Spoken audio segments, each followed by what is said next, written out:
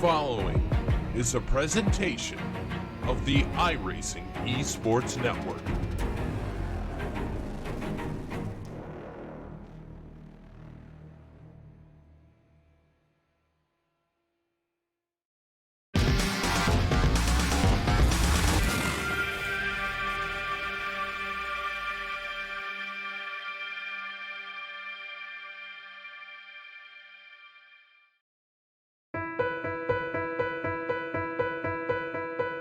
I want to leap over buildings, want to fly over the shores, faster than a lightning flash, rushing through the cool night air.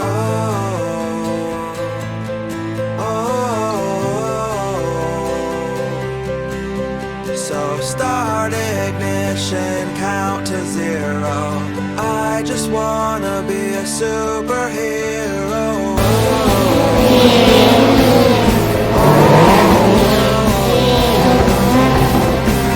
So start ignition, count to zero.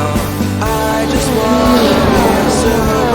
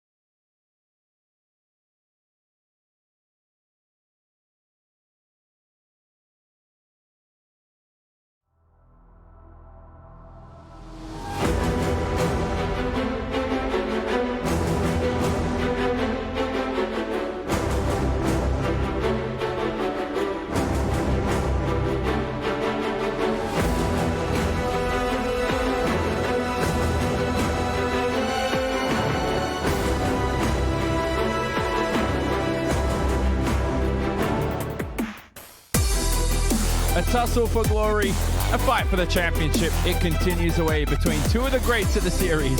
Will chaos ensue for both Mitchell de Jong and Joni Heikkinen? Yet again today, the war for the championship continues as we welcome you to the Daytona International Speedway, located at Daytona Beach, Florida, in the United States of America. It hosts round 6 of the iRacing Rallycross World Championship Series. All coverage today is on RaceBot TV, streaming live on the iRacing Esports Network around the 1.15 kilometer, 0.71 mile layout of Daytona. Clockwise in nature, 9 twisty and convoluted corners out there to challenge the drivers. The second time we return to Daytona this season. This time, though, we use a much shorter layout of the Rallycross track. The first sector, relatively the same, completely dirt, and includes the difficult entry onto the jump. Once you exit the jump, though, slightly different from then on in. We begin the middle sector, completely tarmac for the entirety of the lap after that. Different to the long layout, where you have a little bit of an extra dirt section and a hairpin involved. This time, we shortcut our way back onto the back straight and skip that tight right-handed hairpin. You'll see lap times range today in the 33 to 34 second range. Good afternoon, everybody. Jonathan Simon in the commentary booth alongside Randolph Cheneth, Cam Walsh on social media, and Hugo Luis in production. We're now in qualifying with just a couple of minutes remaining, but before that, Randy, we talk about the nature of this track, one that they used in real-life Rallycross, we're using here today. Different, slightly in nature to the long layout. Different slightly, you sort of lose maybe a good passing opportunity with that hairpin sort of at the midpoint of the track that you have on the longer layout, but things are a little bit tighter nonetheless. One of the two real layouts that we have, of course, in the sim, the other one at Indianapolis Raceway Park or Lucas Oil Speedway, depending on how your memory serves on that one. But it should be an interesting race for sure. It's one of the shorter layouts, I think, of all the ones that we have, and it is probably, I think, the most difficult to pass on. And the championship standings on screen there. De Jong still leading after all that drama at Iowa. Heikkinen now returns to second in the standings after pretty much the first time since the end of round 1 this season, where you finished closely behind De Jong at Daytona Long. Garrett Lowe, who won his first ever race and actually claimed his first ever podium, ironically, is third in the standings so far. Now in qualifying at the moment, Randy, lap times seem to be close again. Drivers in the 32-second range. Look at Joni Heikkinen's lap times right now, 3/10 at the moment. We're currently heading to Heat 1, but he's 3/10 quicker than Mitchell de Jong in qualifying. Let's have a look at the Heat 1 grid. So it's Joni Heikkinen in first. He'll be followed by Nathan Lyon, Stelian Chepelevsky in third. Then it's followed by Clampett, Harth, Gerstenberg, and Michael Guest will round out the field. Not a great performance from Michael Guest, but Randy, same start as usual here at Daytona. Everything's a start except for the later parts of the track layout here. So we're going to see the same exact starting procedure, same exact first sector. It's until you get to the halfway point of the lap, things start to get a little bit different. But this should be an interesting heat race here. A lot of big names, and Joni Heikkinen on pole by 3/10 of a second, blitz the entire field. Chepelevsky, though, has a lot of work to do. He's going to start from third.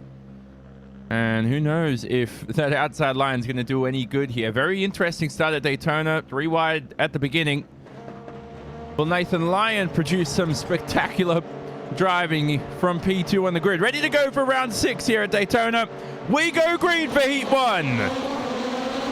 Rocketing off the line is Joni Heikkinen. And Stelian Chepelevsky joins him into P2 into the last corners, ironically the first corner here, but he is jumped by Nathan Lyon, who makes up for his poor start, returns into second, slide fighting behind there. Looks like Logan Clampett attempted to move in that number 44 NX racing car, but relatively clean start, Randy. A really clean start, one of the cleanest I've seen is at Daytona in general. Everyone through that jump sector first, and now this sort of shortened layout here, this right turn that brings you down on towards the S's, which is pretty much joins the longer layout of the circuit. Down to the first corner, expect your race leaders to joker here early. Nathan Lyon and Stelian Chepelevsky opt to not take it, along with Logan Clampett, Johan Hart, and Joni Heikkinen, the only two to take the shortcut the first time. Brilliant joker by Johan Hart.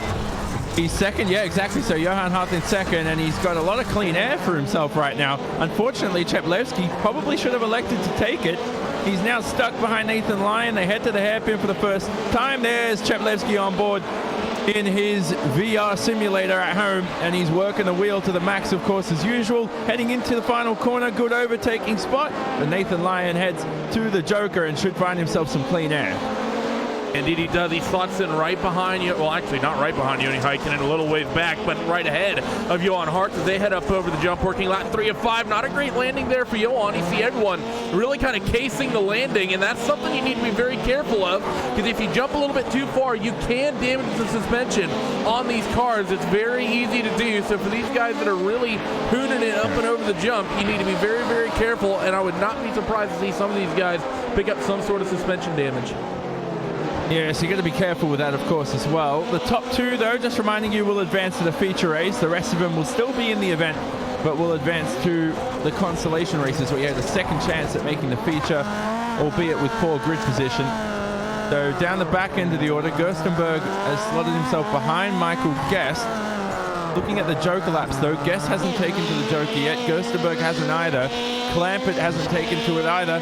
Neither has Chepelevsky. Your top 3 all have. Will Chepelevsky go for it this lap round? He does. Here he slots himself up the inside. We ride on board with Lyon. There's Chepelevsky on the inside there. Should find himself ahead of both of them. Great joker from Stelian Chepelevsky. Exactly what he needed. Easy peasy lemon squeezy. He is this close racing behind as well. Gerstenberg and Guest were fighting. Oh, as Nathan Lyon gets sent around from the nose of Johan Hart, we got another car nearly going around as well. Indeed it is. Race clutch car. Thomas Gerstenberg, after jokering, gets tagged in the tail end. So a race has been very clean, and gets some tangles on the final lap with Heikkinen and gets ready to take victory. So that's not going to help Nathan Lyon at all, and it looks like Heikkinen will win Heat 1. Too easy for him, and then Stelian Chepelevsky will come home in second, advances to the feature race. It looked like Nathan Lyon there, Randy, at the end of the race, just tried to land on top of Stelian Chepelevsky. That's how much momentum he had over the jump. There are the results on screen. Clampett ended up in third after taking to the joker towards the end of the event. Hart in fourth. So, yeah, Michael Guest only fifth. It's just not what he wanted at all. Same for Nathan Lyon in sixth. Stenberg didn't have the best of races, came home in seventh there. Heat 2 coming up, Randy, but what did you learn from Heat 1? Anything interesting there? Well, drivers are being relatively careful, at least in that first heat race, but we definitely learned from Nathan Lyon. Maybe you can pass someone up and over on the jump. He definitely tried to do his best Tom Cruise impression, going inverted there nearly, giving a bit of a greeting to Stelian underneath. So Heat 2 now. The grid is here. Mitchell de Jong will start from first. On the front row will be joined by Jorn Jens and Julian Shine, followed by Bobby Zelensky, Connor Parisi, Tony Reprosad, ready to go green for another 5 laps of action. We go green for Heat 2. De Jong gets a good jump, should have the inside line, but where will Jorn Jens and Julian Shine end up? Shine just swamped on the outside. Look at Bobby Zelensky, promotes himself up into third using the inside line. Julian Shine had one of the worst starts. He's dropped from third to fifth here. In the end, Reprosad still in sixth. Very clean start here. Bobby Zelensky getting a little bit of side-by-side here with the Fusion Racing driver of Connor Parisi. Now in toward the hairpin. They're going to single file it out. Maybe a little bit of a shot coming from Julian Shine onto his teammate of Connor Parisi. Joker for the first time, Mitchell de Jong. He's going to take it 100%. Jorn Jens, Bobby Zelensky, as well as Parisi do not go for it. Julian Shine will take it, and Reprosad will stay out on the long way as well. So only currently your race leader, the third place running car at the time, took the Joker. Now Shine slots himself into second. Jens, Zelensky, Parisi, and Reprosad all yet to take it. Yeah, and Reprosad's a driver, Randy, who hasn't made a feature race all season. He's got his work cut out for him here, and right now is just a mile behind the rest of the pack. Yeah, it's not great right now, is it? But still, I mean, look at the way that Mitchell de Jong is trying. You can tell that Mitchell's been working hard at this Rallycross stuff. Joker, though, coming back. Jorn Jens is going to take the shortcut. He will easily slot back into the second spot as Bobby Zelensky still has his hands full with Connor Parisi. And if you're Julian Shine, and I think Jorn Jens, you need to be very wary of that orange Volkswagen behind you, because Bobby is very, very close, considering he's yet to take the shortcut. Yeah, and Bobby is a great race driver when it comes to, well, ironically, the race, because qualifying is one thing, but he has some great pace, great racecraft. He could find himself into the top 2 if things go his way. Anyone going for the Joker? Nope. But Julian Shine takes... Oh, Connor Parisi actually does go for the Joker. Where's he going to end up? Just in front of Julian Shine, more importantly. Oh, but I think he clipped the barrier or something there. Parisi's clipped the ball out as well. He's lost 2 positions from that. It all went wrong for him on the exit. And not what you want. It's an easy mistake to make because it's such a tight entrance. When you come off the Joker, now in towards the hairpin for Bobby Zelensky, he's gotten caught up and lost precious time because of that, stuck behind Julian Shine. Now Jorn Jens might just be out of reach. Bobby needs to Joker right now. He ought not to. Think this is a misplay for him. He needs to Joker as quickly as possible, saving it for the final lap. I think Bobby has just thrown away a potential transfer spot by not Jokering at the start of this final lap. And more importantly, how about Jorn Jens, who could find himself heading straight to the feature race this season, something he needs, more importantly, to gain some important points, along with his Coanda Simsport teammate in Mitchell de Jong. It looks like de Jong will win this heat, but who will end up in second? Will Zelensky be able to jump Jens? He goes for the Joker on the final lap. De Jong wins. Zelensky and Jens across the line. Jorn Jens ends up in second. Zelensky heads to the Consolation races, joined by Shine, Parisi, and Tony Reprosad. Yet again, another dominant race from Mitchell de Jong. There are the results on screen. Once again, Randy, though, a driver like Jorn Jens, just an incredible result for him. Exactly what he needed just to boost his confidence a little bit in this series. Well, it's his first incredible result, but for Bobby Zelensky, that one lap made the difference. Got caught up behind Julian Shine. He lost 7 tenths. The gap between him and Jens at the finish, 3 tenths of a second. So Heat 3 now. Josh Fox on pole, followed by Phil Diaz, Garrett Lowe, Jorgi Zadzon, Gesmeyer, and Bob King in 6th. We go green for another 5 laps of action. The final heat here, Josh Fox inside line, but look how aggressive Phil Diaz is on the brakes and almost shoves Garrett Lowe into the grass. He does shove Garrett Lowe onto the grass. Our race winner from last round, at round 5, is now currently in last in the heat. He's got a lot of work cut out for him for the rest of this event. Up ahead, Bob King in 5th is the next on his list, but Josh Fox in the end, aggressive. What about Phil Diaz though, Randy, into turn 1? I mean, all things considered, that was still a pretty clean start. A little bit of contact, maybe someone getting punted off the racetrack a little bit, but overall, all cars through the first sequence of corners relatively clean. First takers for the Jokers are going to have Jorgi Zadzon take it, Josh Fox, as well as Cedric Gesmeyer, Phil Diaz, Bob King, Garrett Lowe. They all take the regular lap. So your top 3 all have Jokers, the bottom 3 have not. And right now it's Jorgi Zadzon who settles into that transfer spot, but Cedric Gesmeyer very, very close behind. But Phil Diaz doing a good job trying to reel them in. Yeah, he is. And Garrett Lowe, looking at him behind, he is way quicker than Bob King. He just cannot make his way past. So right now he's losing a lot of time. Those three there in 4th, 5th, and 6th haven't taken to the Joker. Garrett Lowe decides, I've had enough of you, Bob King. I'm going to go straight up the inside here and should find himself in 4th ahead of Phil Diaz. No! Diaz, aggressive into the jump section and finds himself in a 4th. So Garrett Lowe, only 1 position gain off the Joker. Oh, this race is getting worse and worse for him. Yeah, not great whatsoever. That's pretty much going to dash any of his hopes of transferring into this feature event. He needs to hope that when Phil decides to Joker, he somehow tangles with Cedric and Georgi, but I don't think our race winner is going to be going directly to the feature from this heat race this week. A little bit of a lockup, though, from Phil in towards the hairpin. He dragged the rear tires all the way through the entry to the corner, finally got him going and rolling as they're working currently lap number 4 of 5. So for Phil, it's going to be a final lap Joker as he's sideways on the takeoff of the jump. Going to be wheel to wheel with Garrett Lowe through this sector. Diaz, oh, bit of a contact from Garrett Lowe, and they're still side by side as they head towards the hairpin. You knew that was eventually going to happen in the end, just giving a bit of respect back to what happened on lap 1. Phil Diaz now, will he go for the Joker this time around? Yes, he does. Wants to get out of the way of an angry Garrett Lowe here in this event. Back to the front, though, Josh Fox, he's had a good race so far. He's on the final lap, 24-year-old from the USA. Well, every race is a home race for him, isn't it? But at one of his many home races, he comes through to the final couple of corners, should make it through straight to the feature. He's had a good season so far, Josh Fox. Georgi Zadson as well has had a decent season, and he should find himself into the feature race. Gesmeyer, though, will miss out, along with Phil Diaz, who is now in 4th. Garrett Lowe 5th. Bob King goes for the Joker on the final lap and will maybe have grid position ahead of Garrett Lowe. Garrett Lowe ends up in 6th in the end.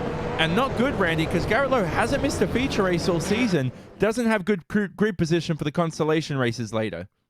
Yeah, it wasn't a super great run for him, was it? I mean, it wasn't a total disaster. It's not like he got wrecked out and shoved off the track and flipped over, but still, it's almost more frustrating to know you have half a chance and still end up dead last, just with people right out in front of you.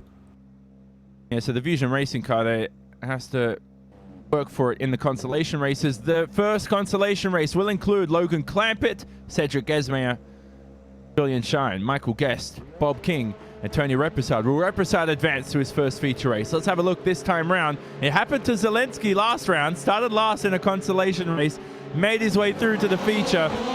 We go green for 5 laps of action. And a clean start, carbon copy between everybody out there on the field. Clampett on 2 wheels into turn 1 and still finds himself in a P1. What can Cedric Gesmeyer do here?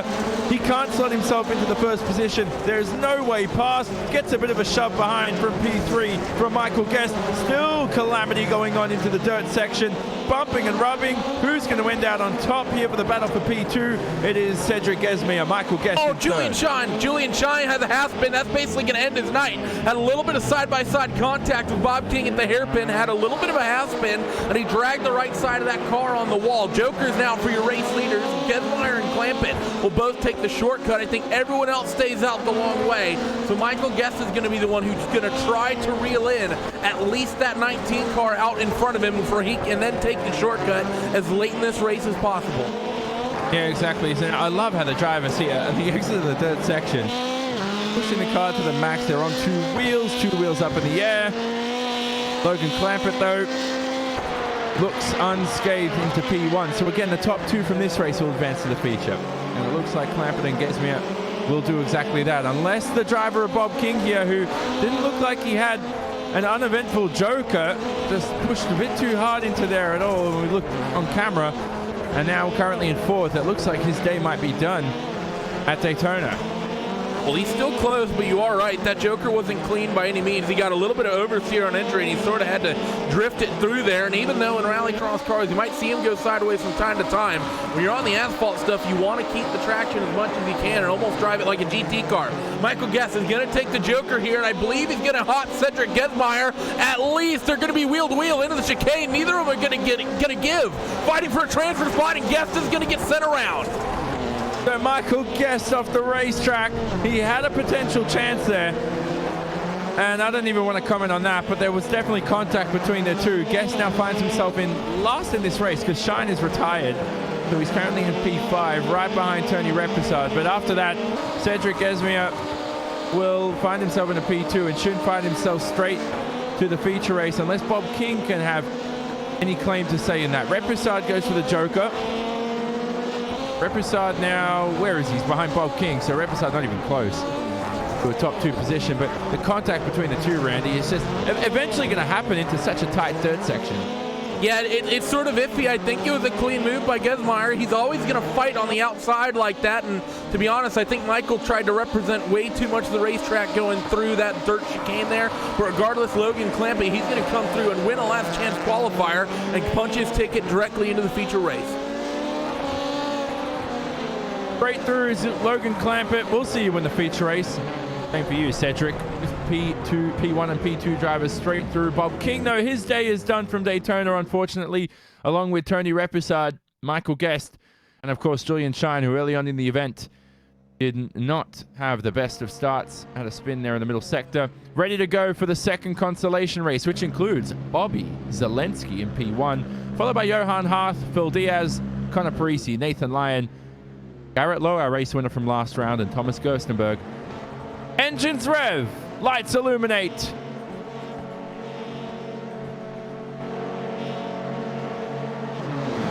We go green for another 5 laps of action. Very poor start from Bobby Zelensky. Johan Harth, oh, he's shoved out of the way. Contact between the top 3, and that's going to file another few drivers through. I see Nathan Lyon in P1 at least. Connor Parisi in the second position. Johan Harth in the end being overly aggressive defending, still in third. Yeah, I think that can all get blamed pretty much on Johan Harth. He tried to overly defend Bobby there, and he's going to maybe pay for it. At the hairpin, 2 Fusion Racing cars off. They have to take the long way route through the outside of the wall. I'm not sure what that's going to do for them as far as penalties are concerned, but Nathan Lyon has managed to squeak through and have himself a huge gap at the start of this one, and he's not even going to joker at the start. He says there's no bother. Oh, Nathan Lyon having the best of races to advance to the feature. Phil Diaz with a joker there on the first lap will end up in second position. So Johan Harth there, it was just a poor start from Zelensky. And then Johan Harth said, you know what, Zelensky, so be it. You're not going to have the inside line. And it was Bobby, rightly so, just trying to brake late and shove him out of the way. I think Johan was just over-aggressive trying to block there. They made a little bit of contact. That got Johan upset. Well, it upset the car, I mean, not necessarily irritated him. And then there was just secondary contact as they went through as different braking zones happened. I think for Johan Hart, he had the start advantage over Bobby, and he just tried to push his advantage, I think, a little bit too much. Essentially got greedy, and I think that cost him big time. It certainly did. So now in this final consolation race, drivers trying to push through the middle sector right now. Let's have a look at who's taking to the Joker. Phil Diaz is one driver, and I think that is just about it. Every other driver hasn't taken to the Joker. Bobby Zelensky this time round though, Randy, last race he started last in the consolation races, ended up in the first or second, was it, in the end? Now, he's started first, he's now in plumb last. Yeah, Bobby's luck just seems to, he'll either have, it seems to swing. He'll have certain days where he has a really good night and then other days where he basically just gets drilled. It was pretty much the joke during the entire sort of dirt night era that he had that big orange punching back glove bug in that Volkswagen. But yeah, Bobby, his luck swings back and forth. We've seen that as well in the NASCAR Peak Antifreeze iRacing series this season too. He's had some races where he's looked absolutely phenomenal and other races where it's like, Bobby, how do you even have a black stripe? Yeah, Garrett Lowe with the Joker there ends up in second, so he promotes himself to a transfer spot on the final lap of the event. Bobby Zelensky last round. Yeah, Johan owes us one, so we're going to wait for the final lap. I was talking about Zelensky. He started last in the consolation race, ended up in second, ended up getting a podium in the feature race. Who will luck out this time on the final lap of the event? It looks like Nathan Lyon will proceed to the feature race.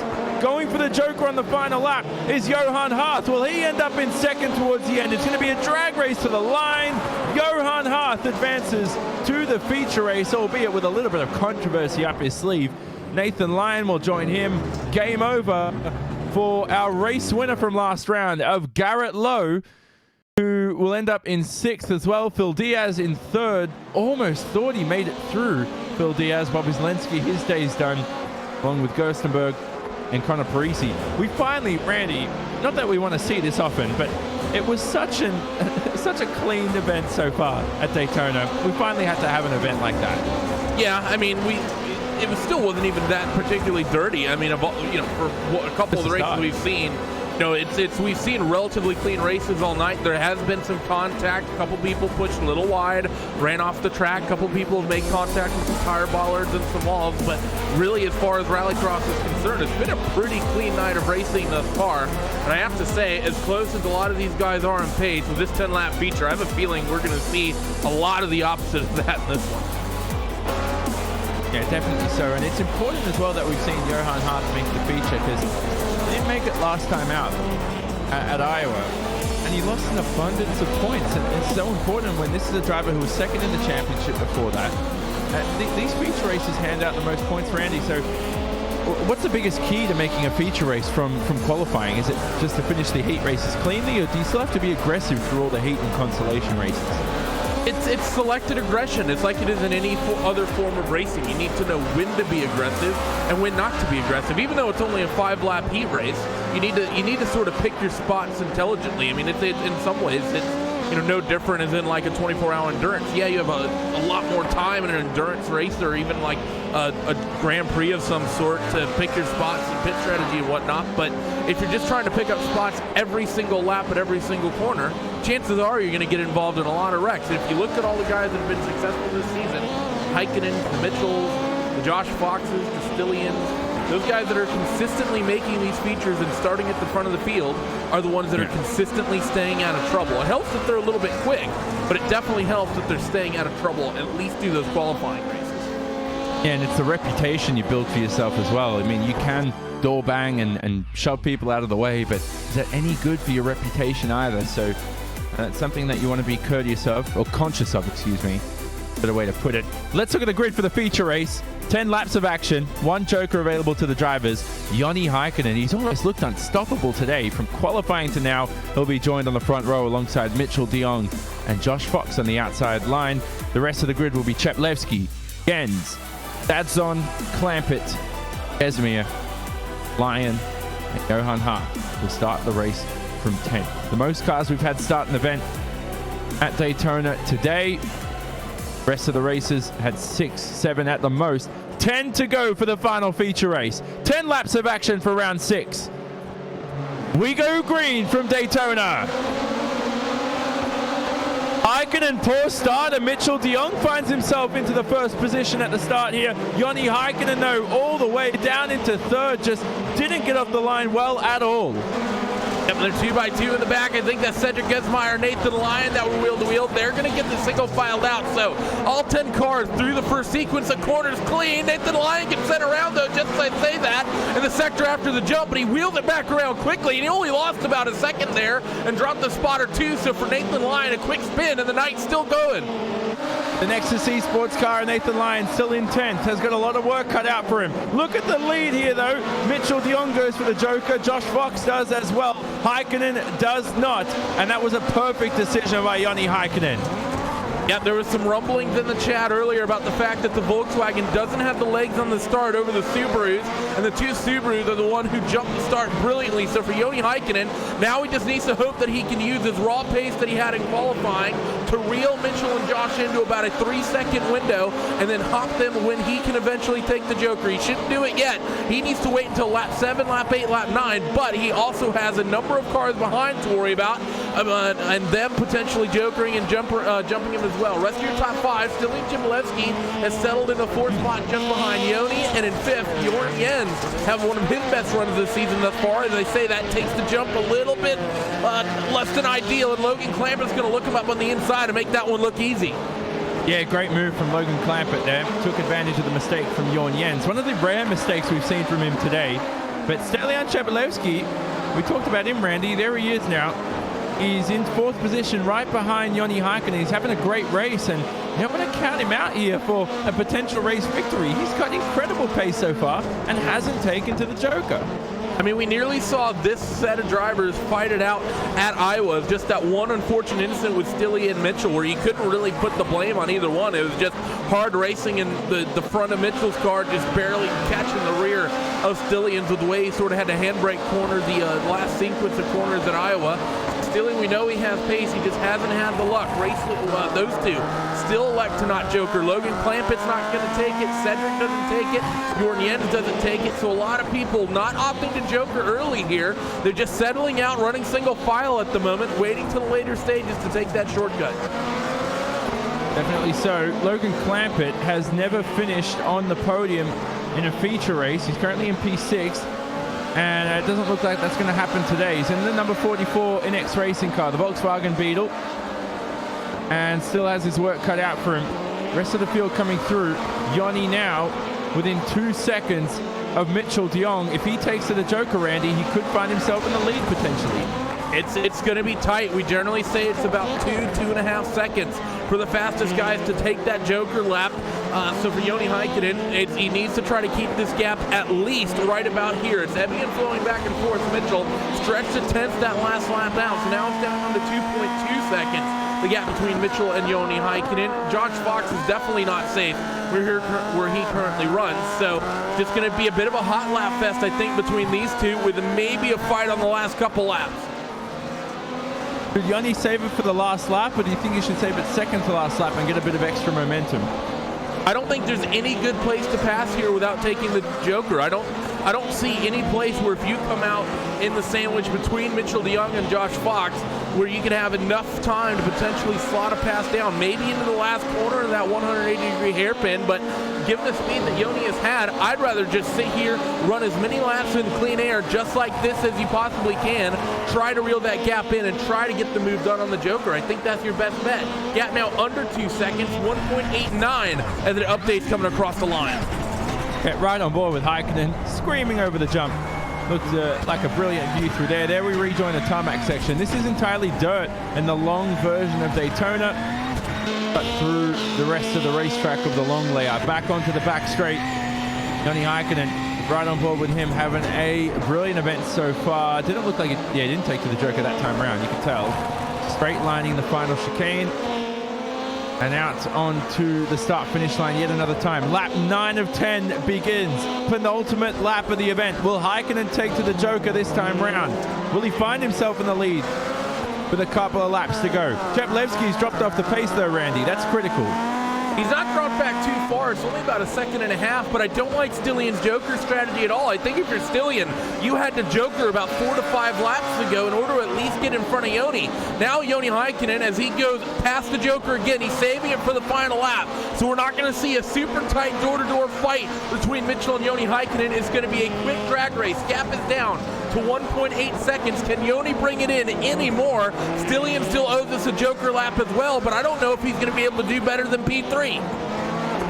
This is really important. Down to the final lap of the event.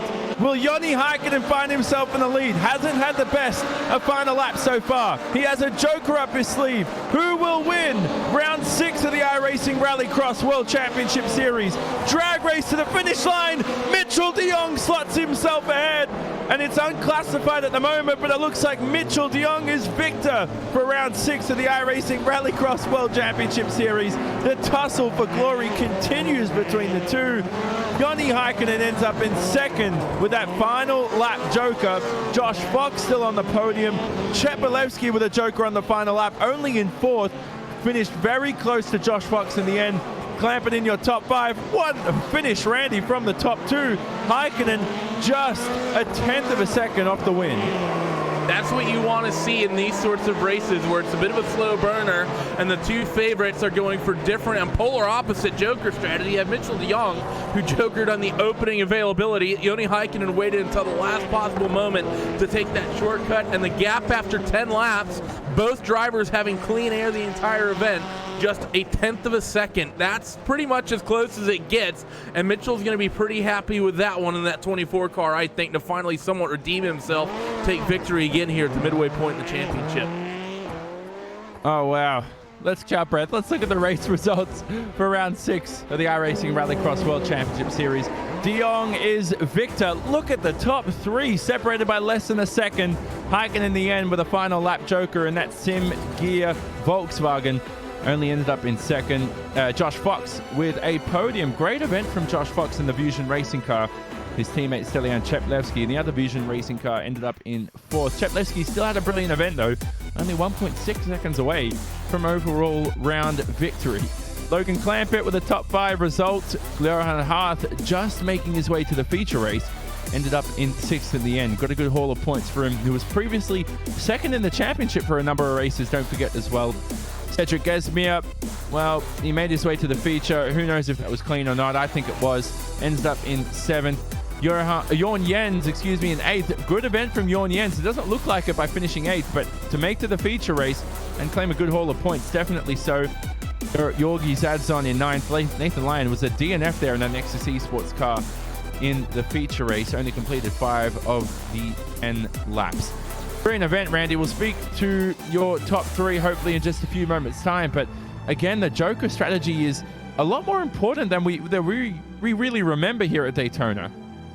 I've always been saying for a while that people were being oversimplistic with their Joker strategy and not using it properly and really how they apply it. I think we're starting to see people actually really start to learn that Joker, even though it's just a shortcut, is a lot more complex in terms of how you time it and what you can do with it than what it really is. We've seen 2 weeks in a row now how just a little bit of Joker strategy and a little bit of smart racecraft can really make or change the way an event runs out. We saw Garrett Lowe win a race last week just by being on a clean track and taking the Joker late, and we saw one of the closest finishes in iRacing Rallycross history at this level here tonight, thanks to some Joker strategy as well. We will speak to your race victor, Mitchell de Jong, in just a second's time, but Joni Heikkinen, who ended up in 2nd, who produced a brilliant event there towards the end of the race, joins us here. Joni, I have to say, first of all, you saved that Joker to the final lap. It looked like you almost had it. Was there anything else you left on the table? Yeah, I tried my best, but just angry myself that I didn't win this.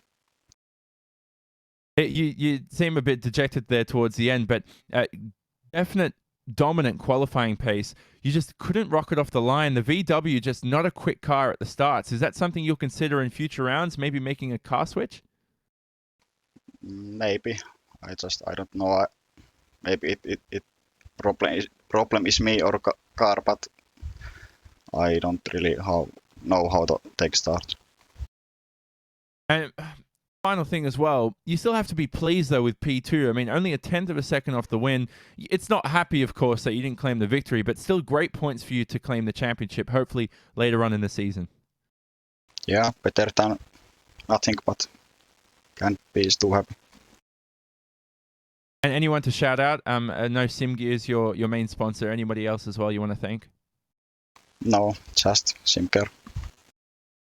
There you go, ladies and gentlemen. Joni Heikkinen seemed a bit dejected this time round, Randy, who ended up in 2nd position, but still produced a very, yeah, that's true too, but seemed a very, very dominant race from him and only ended up with P2 in the end.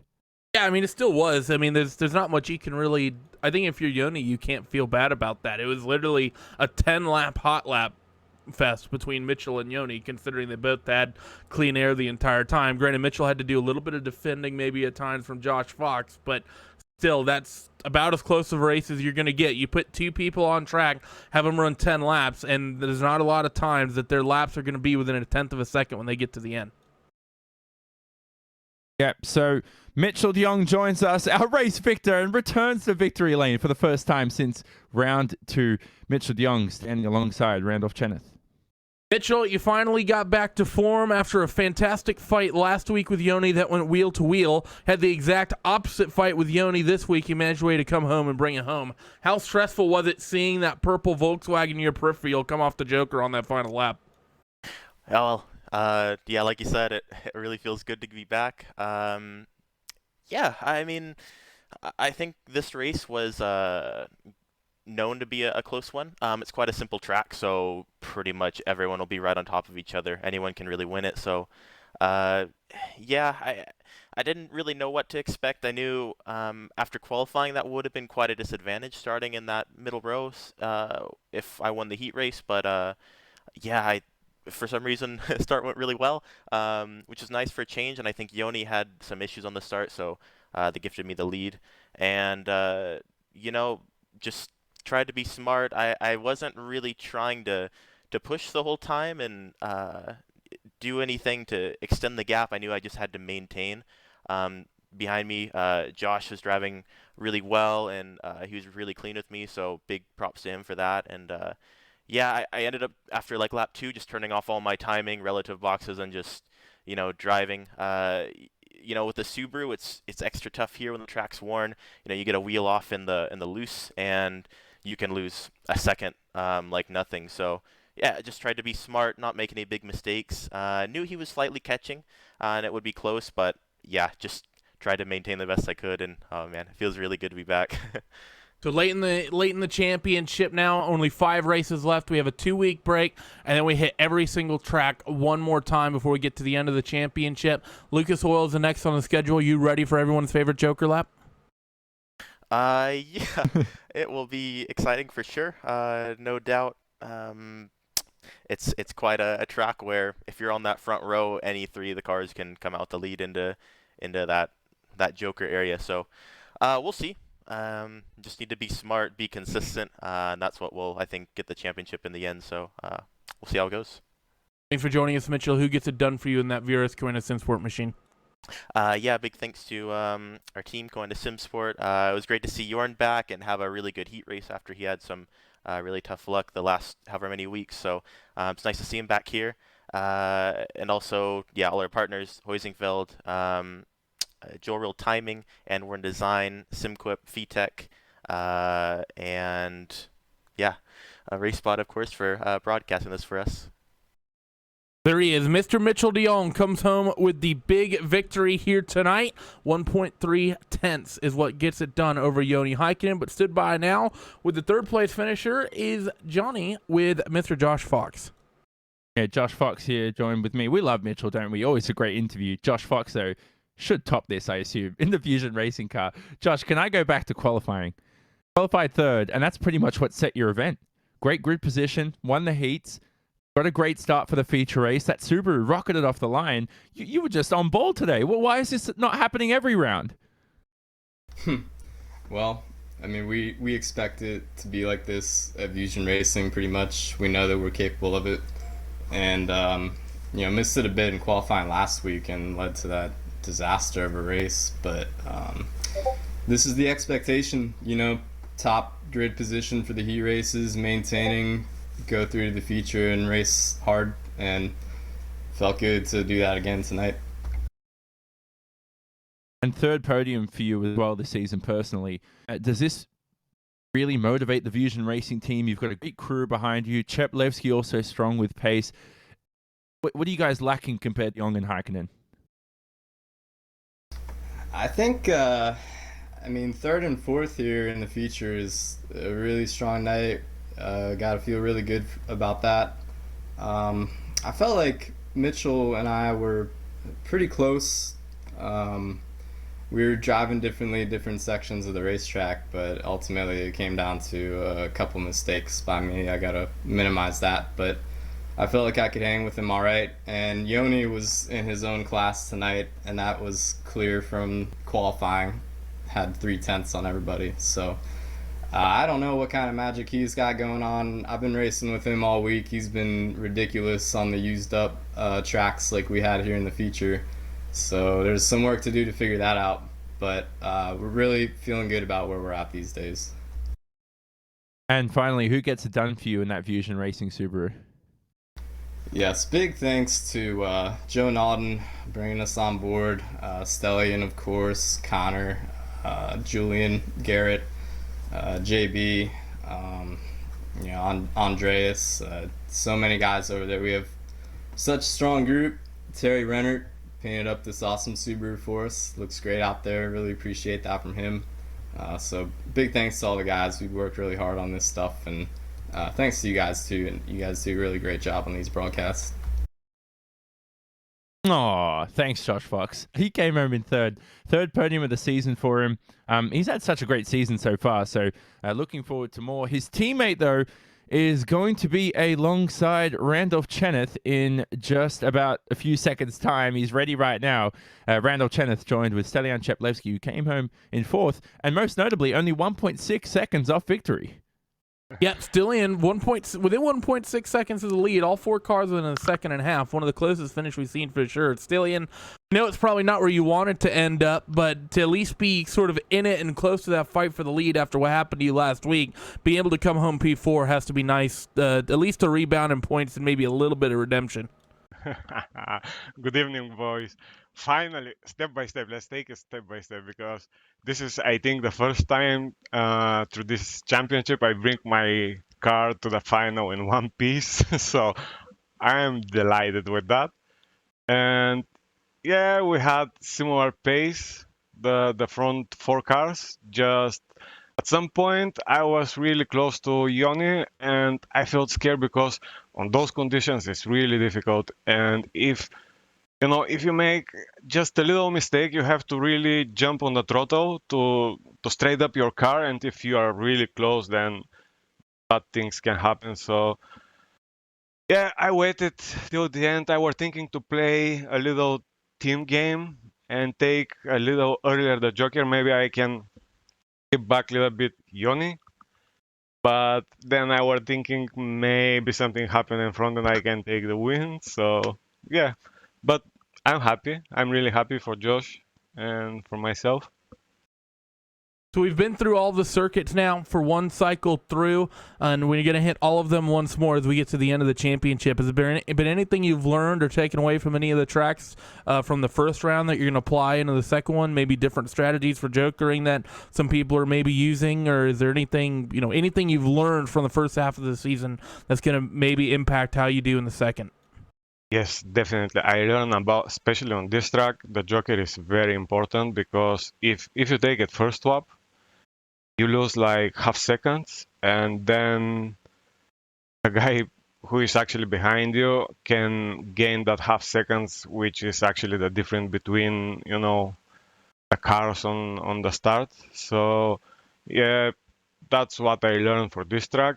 And yeah, I used new car. I started practicing with the Volkswagen, but then I decided I'm a little more safe with the Subaru because I was really looking to finish one race. It's really hard. I mean, this is the 6th round, and actually every single one I had problems. So this is the first time I did well, and yeah, I'm happy.